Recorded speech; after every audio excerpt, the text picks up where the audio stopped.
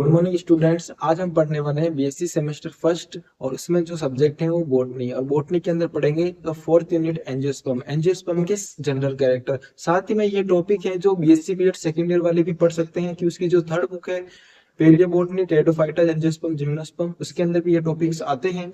इस बार ये semester first के अंदर कर दिए गए हैं। एंजियोस्पर्म एंजियोस्पर्म वर्ड एक ग्रीक वर्ड है जिसका अर्थ होता है आवरण युक्त बीज, कवर्ड सीड। साथ में इसकी 2 लाख प्रजातियां पाई जाती है पूरे विश्व में। और ये जो पादप है वो जड़, तना, पत्ती, पुष्प, फल तथा बीज में विभाजित होता है।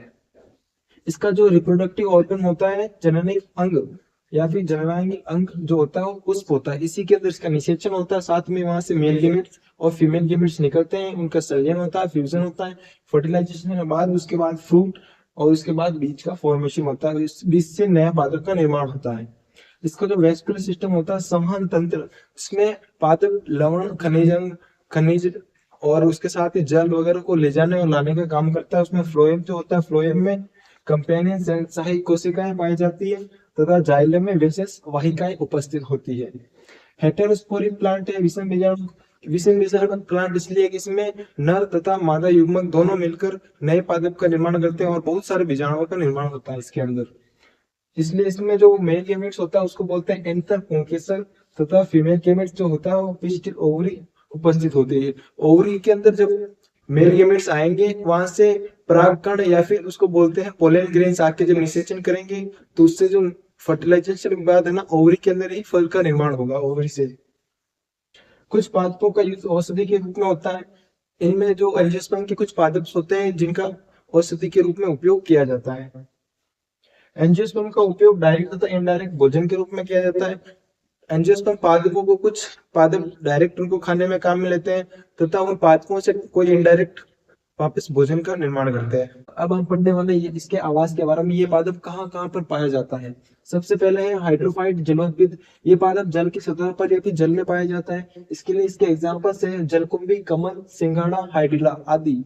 ये पादप जो होते हैं वो जल की सतह पर पाया जाता है। आपने देखा भी होगा सिंघाड़ा, कमल वगैरह को, जलकुंभी को। और दूसरा जीरोफाइट मरुद्भिद। इनके लिए जल की आवश्यकता कम होती है। इनमें एग्जाम्पल है आक, बरगद, नागफनी, खेजड़ी, साथ ही में बबूल, कनेर इत्यादि।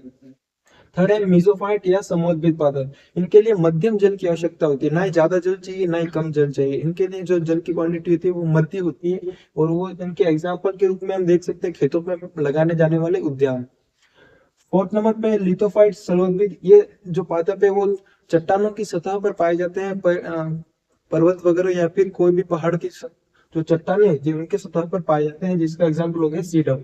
साथ ही में हेलोफाइट लवणोन्वित पादप। इनके लिए इनके लवण की जहाँ पर अधिकता पाई जाती है मिट्टी के अंदर वहां पर ये पादप पाए जाते हैं। इसमें एग्जाम्पल हो गया इमली, सांसोला, राइजोफोरा आदि।